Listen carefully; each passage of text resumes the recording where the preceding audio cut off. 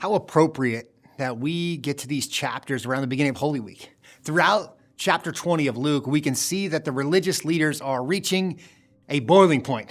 They are getting desperate. They're doing everything they can to trick and find some offense that they can charge him with that will actually hold weight. But each time Jesus navigates through their attempts, he challenges them. So if you want to go a little bit deeper on this chapter, I've actually covered both of these subjects in this chapter. So the questioning of Jesus on February 5th of this year, and then the parable of the wicked tenants on November 20th of last year on a Sunday morning. So you can actually see those on our media page or our YouTube channel. But today I want to look at a principle I heard another pastor describe, and I think it summarizes this chapter as a whole really, really well. So first, we have to understand that not everyone who asks you a question wants an answer or even the truth. So listen to one of the most profound questions ever asked. It was a question someone asked of Jesus, and the one who asked it never stopped to hear the answer. Pilate said to him, "What is truth?" And when he'd said this, he went out again to the Jews, John 18:38. So Pilate asked this question and did not even give the one who is called the truth a moment to answer. I don't know if he was even interested. And people often ask questions, not for the answer, but to see what side you've taken. Their question is for exposure, not for the truth. In today's reading, that's what Jesus faced 3 different times.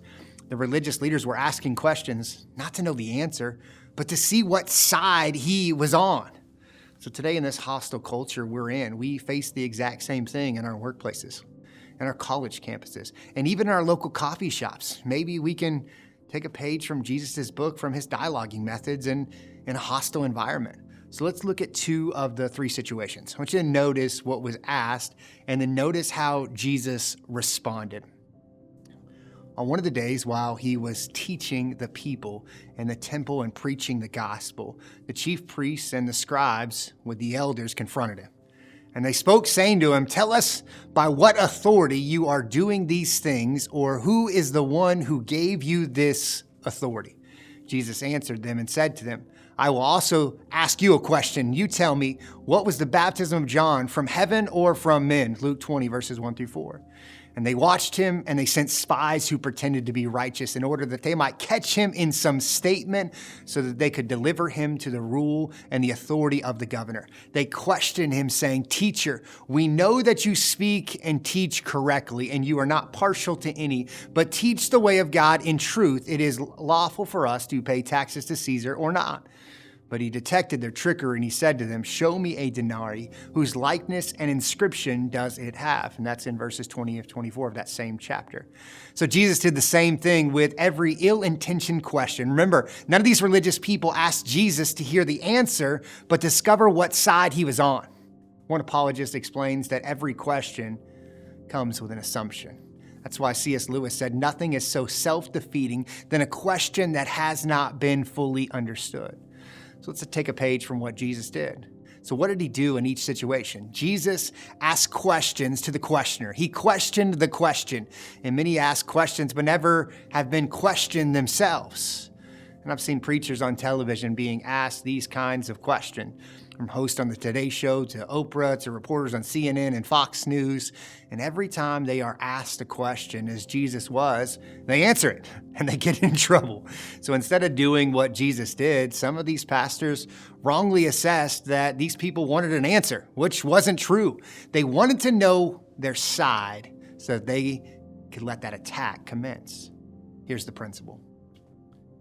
Answer the question when people want the answer. Question the question when people want to fight. So Jesus would not let them catch him, but he questions and he put them on the defensive. So think of the most explosive Christian topics that we have. So fill in the blank. So let's take a page from Jesus. So what question could we ask in return that would turn the tables? Maybe something like this. Do you believe in God? Do you think this is something important enough that he has something to say about that? Would you believe in God even if he contradicted what you think? So where would you go to find out what God thinks?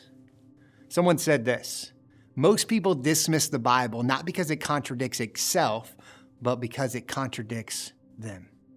The next time someone asks you a question, take a page out of Jesus' playbook and ask a question in return to learn why they're asking it. I want to encourage you, keep diving in this Holy Week and keep focusing on what Scripture says that Jesus really focused on in this last week of his life.